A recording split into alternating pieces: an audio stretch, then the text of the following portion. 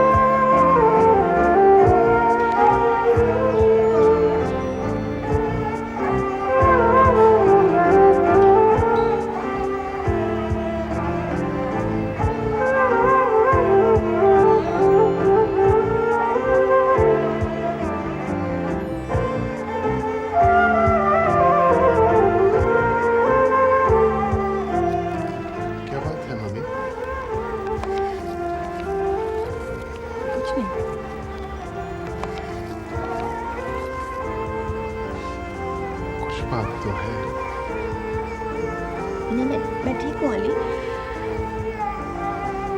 Mummy, आप बताएंगी नहीं?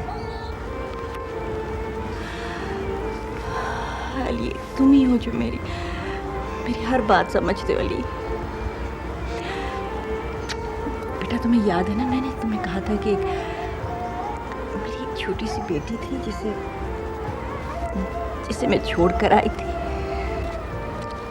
हाँ हाँ, मुझे वो मिल गई है। अच्छा, देखो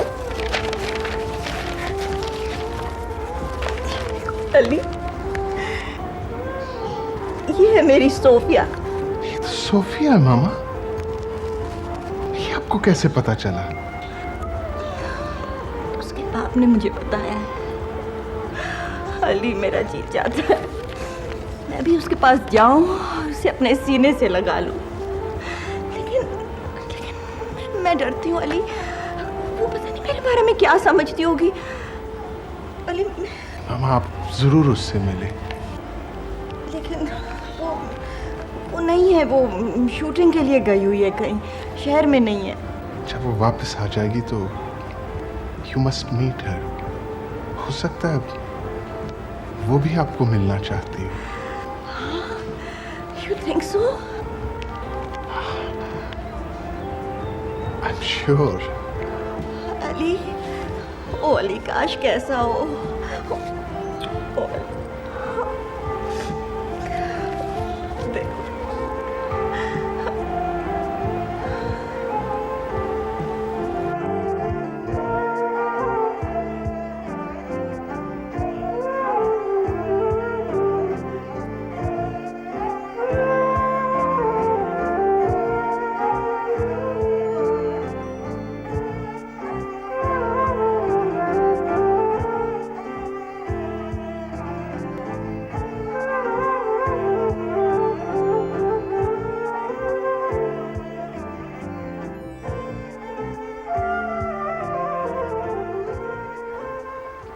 तहमीना, तुम्हारा इस तरह मुझसे दूर भागते रहना तुम्हें अच्छा लगता है? तो मुझे यहाँ क्यों लेकर आए हो? डॉक्टर्स के कहने पे इस वादी में तुम्हारा माजी छुपा है। मुझे कुछ याद नहीं और ना ही मैं कुछ याद करना चाहती हूँ। तुम मेरा पीछा करना क्यों नहीं छोड़ देते?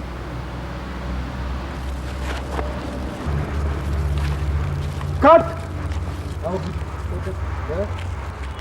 हाँ जी, ठीक था इस दफ़ा। First class. आप सो के बैठो तो। बहुत अच्छा किया। इसके बाद अगला वो सीन- छोड़ के चली गई ना। अच्छा, हाँ। उसके बाद मैं ऐसा ही सब दर गया। ये ले। इसके बाद यहाँ से चार्ज करना है। अच्छा,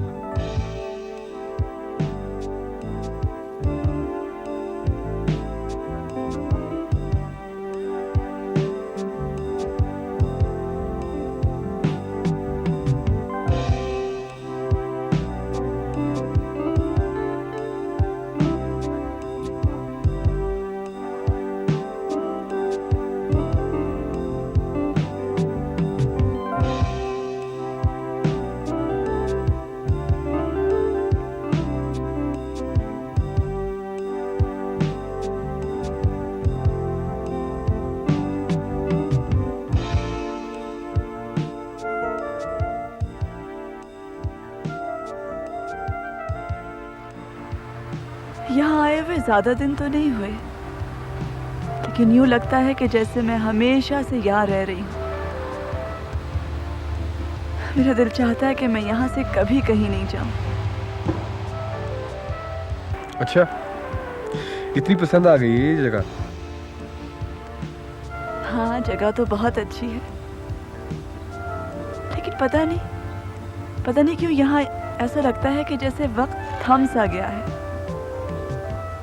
जैसे इसके आगे कुछ नहीं है और पीछे भी कुछ नहीं। यूँ लगता है कि मेरे सारे मसले हल हो गए। एस्केप। हाँ, शायद ऐसा मुमकिन हो।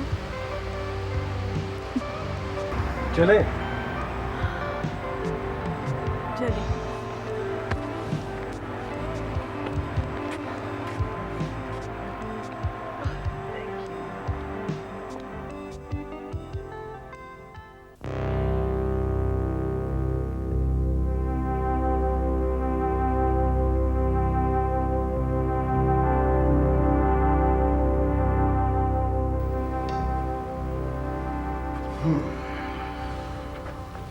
तो क्या तुमको यकीन है ये जो बात तुम मुझे बता रहे हो ये इसी तरह है? जी हाँ, मुझे यकीन है।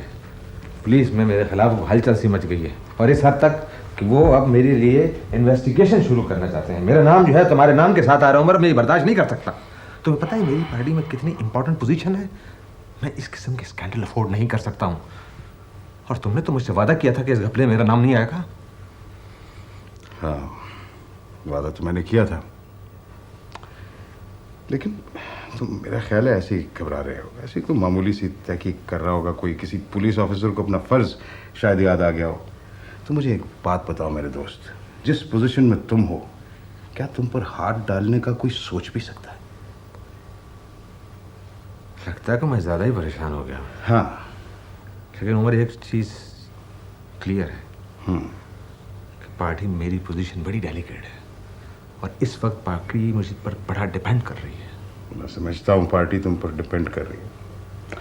हम भी तुम पर डिपेंड कर रहे हैं मेरे दोस्त। हमको भी तुम्हारी ज़रूरत है, इसलिए अपने नर्व्स को कंट्रोल में रखो। ऐसा सुनो,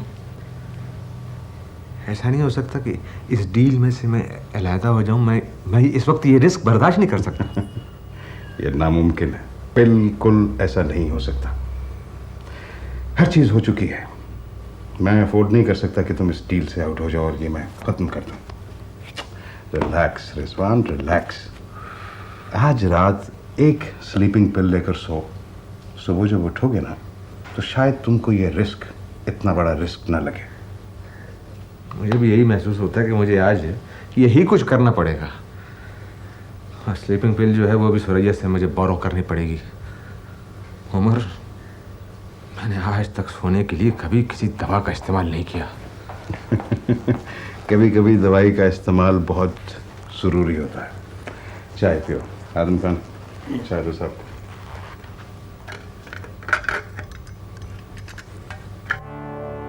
मुझे बड़ी खुशी हुई है आप लोग मेरे पास चल कर आए हैं। आपको जब भी इलाके में कोई मुश्किल पड़े मुझे इतला करें। बाबा, अब भी मैंने आप लोगों के काम नहीं करने, तो फिर कब करने हैं? आप बिल्कुल जिस वक्त भी कोई मुश्किल हो मुझे इतला कीजिए। हाँ, उसको अंदर बुला लो। अब मेरी एक अपॉइंटमेंट है। आप फिर कभी किसी वक्त थोड़ा सा टाइम निकाल के आ जाइएगा। मैं कुछ ना कुछ आपके मुश्किलात का हल निकालूंगा। बहुत बहुत मेहरबानी सरकार, मगर आप अपना वादा ना भूलिएगा। नहीं भाई, हम वादा भूलने वालों में से नहीं हैं। हम हमेशा आपके काम आने वालों में से हैं। अस्सलाम वालेकुम। वालेकुम अस्सलाम।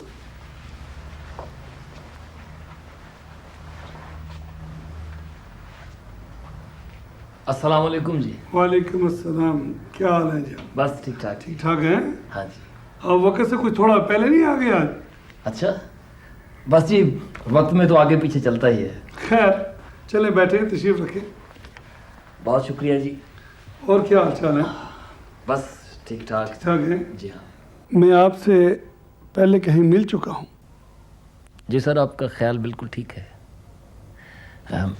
मैंने पहले आपका एक दफ़ा इंटरव्यू किया था सर, और उस इंटरव्यू के बाद आपने मुझसे कहा था कि मैं जर्नलिज्म के नाम पर धब्बा हूँ।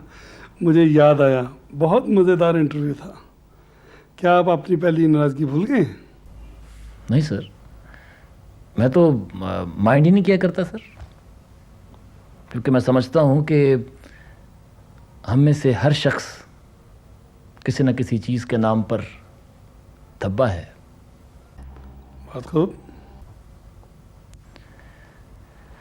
लेकिन सर, दरअसल मैं हाँ, खुलकर बात करें। आप कहना क्या चाहते हैं? मेरे पास इतना ज़्यादा टाइम नहीं है। लेकिन सर, जो बात मैं आपसे करने के लिए आया हूँ, मेरा ख्याल है कि उसके लिए आपके पास खासा वक्त होगा। रिजवान मलिक से आप इस बार बहुत कम वोटों से जीते थे ना सर? हाँ, मगर जीते तो हम ही थे ना। लेकिन इस बार वो आपसे बहुत ज़्यादा स्ट्रांग पोजीशन में है सर। अगर आप चाहें तो वो आपके मुकाबले में खड़ा ही नहीं होगा सर। वो कैसे? यही बताने के लिए तो आपके पास हाजिर हुआ हूं सर।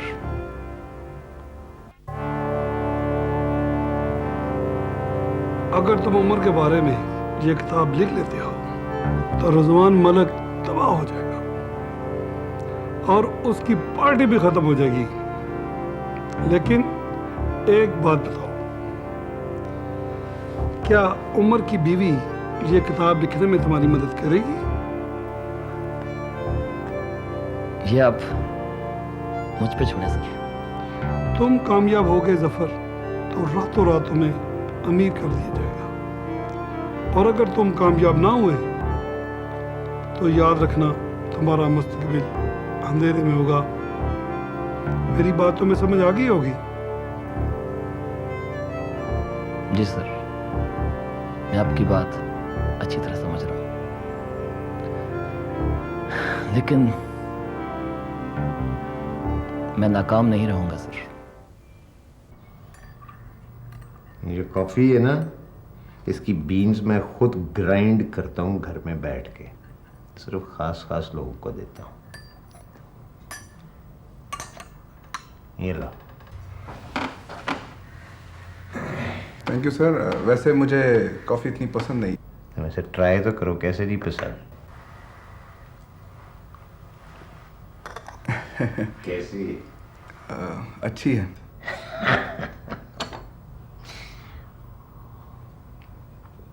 अच्छा ये बताओ उस्ताद, अगर कोई रकम वगैरह चाहिए हो तो क्या करना पड़ेगा? आपको सर एडवांस कोई चाहिए या कोई ख़ास किस्म का लोन वगैरह? इसी किस्म की चीज़ यार। ये ना मुराद जो है वो मेरे बेटों की तरह। तो कितनी रकम चाहिए? 50-60 हज़ार। ये तो अच्छी खासी बड़ी रकम है। आप ऐसा करें कि अप्लाई कर दें, मैं इंतज़ाम कर लूँगा। तो ये वापस किस तरह अदा होगा? वो आपकी तनख्वाह में से इंस्टॉलमेंट्स। तनख्वाह में से? वो तो वैसे ही कोई ज़्यादा नहीं है भाई। अच्छा करो, तुम कोई कार्रवाई डालो ना, मुझे आज ही रकम चाहिए उस्ताद। ओके सर, हो जाएगा इंतज़ाम। मुराद ने भी आज ही जाना था।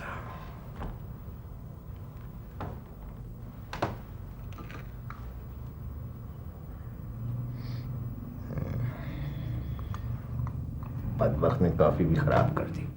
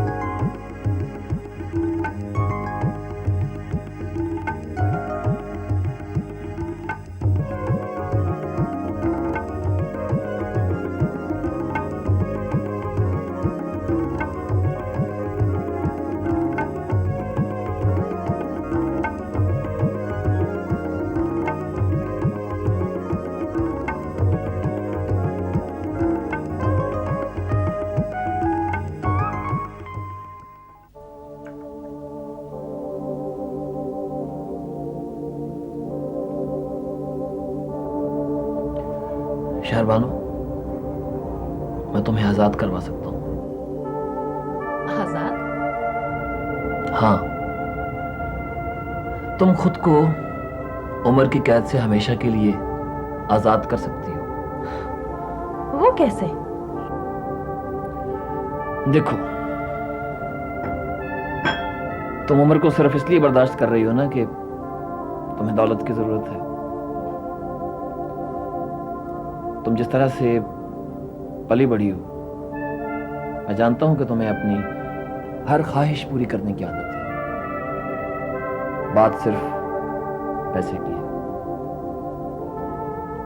और शहरबानो, मैं तुम्हें इतना दौलतमंद बना सकता हूं कि तुम सोच भी नहीं सकती। और फिर तुम उम्र से बदला भी ले सकती हो। कैसे? देखो,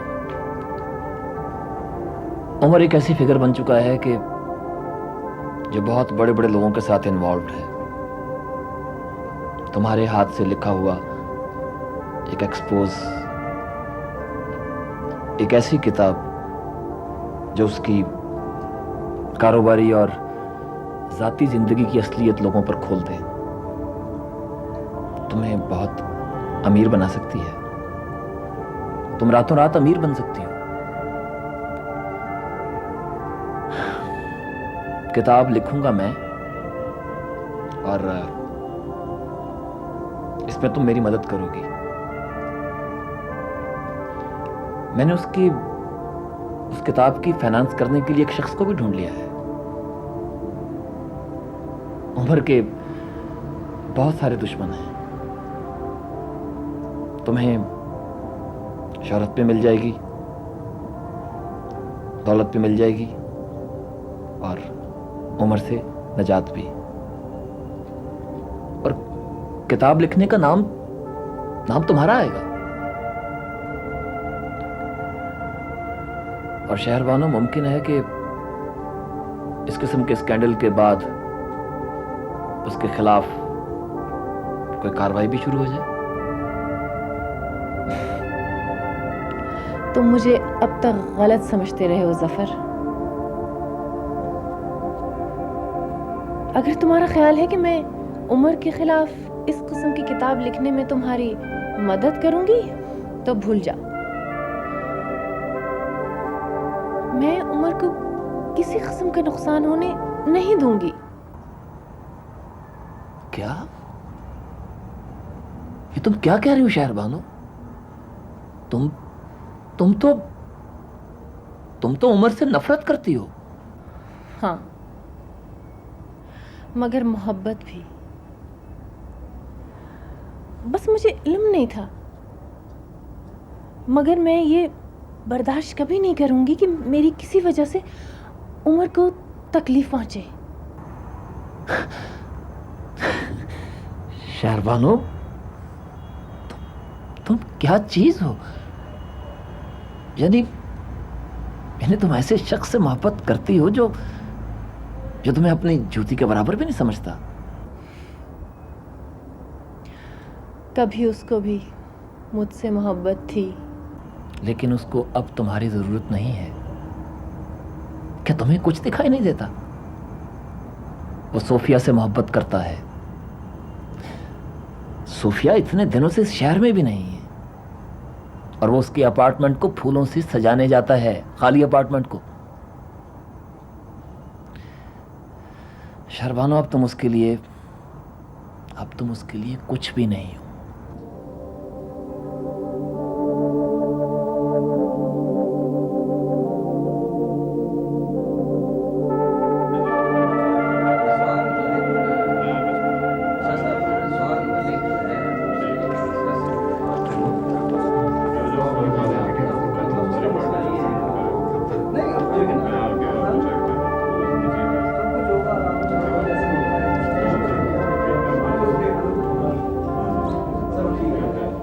Sorry, gentlemen. Sorry, I am late. Hello. I was stuck. Sheikh साहब, क्या हाल है? Assalamualaikum. Please have a seat. So, what is the agenda for the meeting now? मेरा तो ख्याल है उमर साहब, रिजवान मलिक को इस डील में शामिल करके आपसे बहुत बड़ी गलती हुई है। उसमें इतने गट्स नहीं कि वो इस काम को संभाल सके, और वैसे भी आजकल उसकी खौफ के मारे हालत बहुत बुरी है। किसी ने उसे बता दिया है कि पुलिस उसे इन्वेस्टिगेट कर रही है। इस वक्त वो अपनी सियासी पोजीशन की वजह से कोई रिस्क नहीं लेना चाहता, मगर मुझे उसकी ज़रूरत थी। अब मुझे कुछ एहसास हो रहा है कि शायद मैंने गलती की हो। दरअसल उस डील के लिए मुझे फौरन किसी शख्स की ज़रूरत थी, and Rizwan Malik was the ideal choice. आप सब लोग ये बात जानते हैं अच्छी तरह। अभी तक ये बात अफवाह है, अक्सर ऐसी बातें होती रहती हैं। उम्मीद है कि कुछ भी ना हो। आई होप आप सही कह रहे हैं, और शायद ये अफवाह ही हो, लेकिन ये काम जल्द अज जल्द खत्म हो जाना चाहिए।